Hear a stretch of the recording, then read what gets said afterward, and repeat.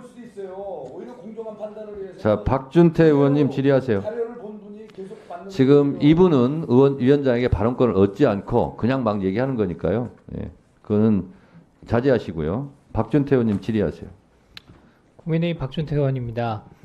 자, 먼저 사법정의 실현에 앞장서고 계신 전국의 법관께 경의를 표합니다.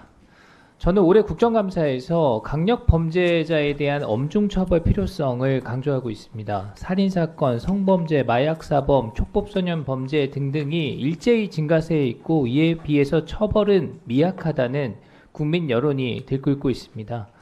저는 법원, 법무부, 검찰을 대상으로 한 국정감사에서 범죄자에 대한 온정주의가 그 원인 중에 하나라는 지적을 했고, 특히 2016년도 이후에 최종심에서 사형 선고가 단 한 차례도 없었다는 점을 그 근거로 말씀드렸습니다. 실제로 최근 1년의 극악한 살인사건에서 검찰은 모두 사형을 구형했고 법원은 모두 무기징역을 선고했습니다. 물론 개별 사건별로 사실관계와 법리 적용을 세밀히 살펴보는 것이 기본이 돼야 되겠지만 8년 동안 사형 선고가 단 한 건도 없었다는 것은 뚜렷한 경향성이 있음을 의미합니다. 화면에 봐주십시오.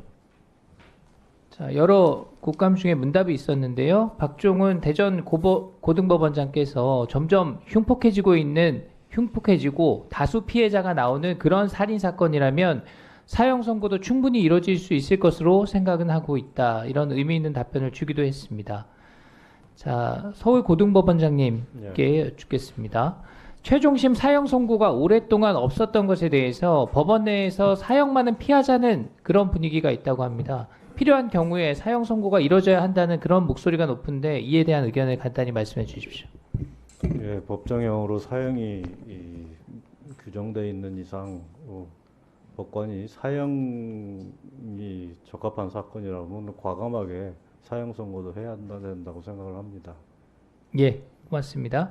자, 엄벌주의의 상징과도 같은 이 사형 더 이상 집행되지 않고 있는데 아예 선고조차 되지 않으니까 극악한 범죄를 저지른 자들이 큰 두려움을 느끼질 않습니다. 자, 춘천지방법원장님 잠시 나와주시죠. 천천히 나와도 됩니다. 자, 작년 7월에 강원도 영월에서 한 젊은 여성이 숨졌습니다.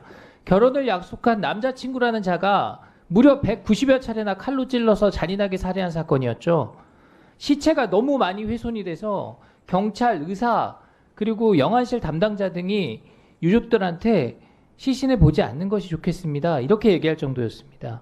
이 사건 잘 알고 계시죠? 네, 알고 있습니다. 네, 물론 언론 보도로 사건을 분석하는 것을 우리가 경계해야 됩니다. 그럼에도 불구하고 저는 국민이 갖는 상식적 의문을 대신해서 제기할 수밖에 없습니다. 먼저 형량이 너무 낮습니다. 이 잔혹한 범죄에 검찰은 징역 25년을 형을 구형했습니다. 이때부터 너무 관대하다고 말들이 많았는데 1심 재판부는 징역 17년형을 선고했습니다. 이 자가 1995년생으로 20대 후반입니다. 근데 17년 뒤에 나오면 제 나이랑 비슷합니다. 나이가 젊을수록 교화 가능성을 더 크게 보고 판단하고 있는 걸 알고 있지만 국민은 잔혹한 범죄를 저지른 자들이 다시 사회로 나오는 바로 그 상황을 두려워하는 겁니다. 자, 이런 국민 걱정에 대한 법원장님 의견이 있으면 간략히 말씀해 주십시오. 네, 이 사건으로 가족을 잃은 유족들의 마음이 얼마나 아팠는지에 대해서는 잘 공감하고 있습니다. 네.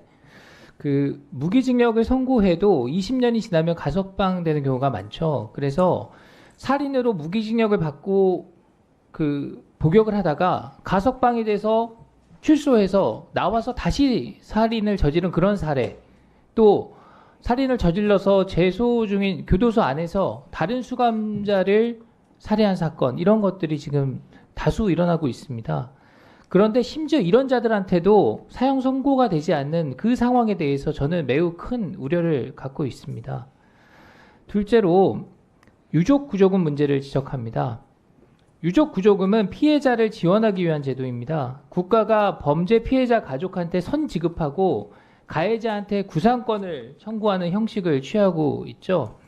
근데 가해자가 검찰에게 구상금을 납부할 경우에 이것을 피해 회복을 위한 노력으로 인정을 해서 양형에 참작을 하고 있다는 겁니다. 한마디로 처벌을 가볍게 해준다는 의미입니다. 자, 피해자 측은 감형이 될 줄은 꿈에도 모르고 국가의 지원금이다 이렇게 이해하고 받았는데 가해자의 처벌이 가벼워지는 것을 보고 더 큰 고통과 자책감을 느끼게 됩니다. 이 지금 190차례 여자친구를 찔러 살해한 유찬아의 1심 판결문에 유족 보호금을 피고인 가족이 지급한 점 등을 고려했다라고 나와 있습니다. 우측 하단입니다. 이에 대해서 피해자 모친께서 이렇게 말씀합니다. 유족 구조금을 받았는데 이게 양형에 참작되는 걸 알았다면 절대 받지 않았을 겁니다. 국가가 저를 배신하고 국가가 저를 상대로 사기친 겁니다. 이렇게 속은 기분이 든다는 거죠. 자, 이 법원장님, 제도가 악용되는 측면이 있다고 보여지는데 보완이 필요하지 않겠습니까? 의견 있으면 말씀해 주십시오. 네, 일단 유족 보호금을 국가가 먼저 지급하고 가해자가 이를 구상한 것과 가해자 측에서 직접 공탁금이나 합의금을 지급한 것을 달리 평가해야 되는 것은 맞습니다. 예, 좋습니다. 자리로 돌아가셔도 좋습니다. 자, 한 언론 분석에 따르면 지난 10년 동안 공개된 판결문 50건을 분석을 했는데 유족 구조금을 정상 참작에 반영한 비율이 72%에 달한다. 이런 분석도 있어서 함께 소개해 드립니다. 자, 마지막으로 정책적 제언을 드립니다. 이거는 서울중앙지방법원장께서 의견을 좀 주시면 좋겠습니다. 제가 천대엽 법원행정처장과의 문답에서 확인을 했는데요. 자, 이 화면의 양형 기준표를 보면 피해 회복의 노력을 감경 요소로 평가하고 있습니다.